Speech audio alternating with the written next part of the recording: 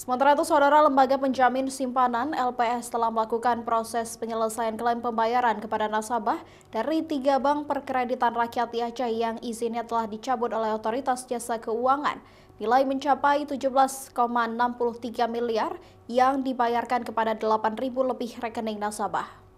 3 bank perkreditan yang telah diselesaikan pembayaran nasabah yaitu BPRS Harkat Aceh Besar sebanyak 3.915 rekening dengan simpanan layak bayar sebesar 6,8 miliar dan BPR Aceh Utara dengan jumlah rekening 2.781 rekening dengan simpanan layak bayar berjumlah 538 juta rupiah. Sementara BPRS Kota Juang dalam proses penanganan dan diketahui jumlah simpanan layak bayar sebanyak 1.360 rekening dengan nilai 10,3 miliar rupiah.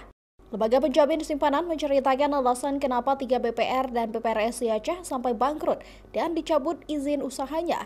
Di antaranya tata kelola yang buruk hingga dugaan kecurangan yang dilakukan oleh internal pengurus bank. Sebagian besar BPR yang dilikuidasi atau bangkrut penyebabnya rata-rata itu karena tata kelola dari BPR tersebut kurang bagus atau kurang prudent.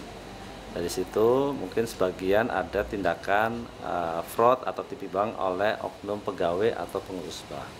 Untuk bank-bank lain kami menghimbau melakukan praktek perbankan secara prudent, tata kelola yang baik, kemudian jaga terus kesehatan kondisi keuangannya agar bank yang ada di Aceh ini tidak menjadi pasien LPS yang dilikuidasi. Lembaga Penjamin Simpanan dapat melakukan klaim penanganan simpanan nasabah bank yang terlikuidasi sesuai syarat penjaminan simpanan LPS, yaitu tercatat dalam pembukuan bank, tingkat bunga simpanan yang diterima tidak melebihi tingkat bunga penjaminan LPS, dan tidak terindikasi melakukan kecurangan atau terbukti melakukan tindak pidana di bidang perbankan.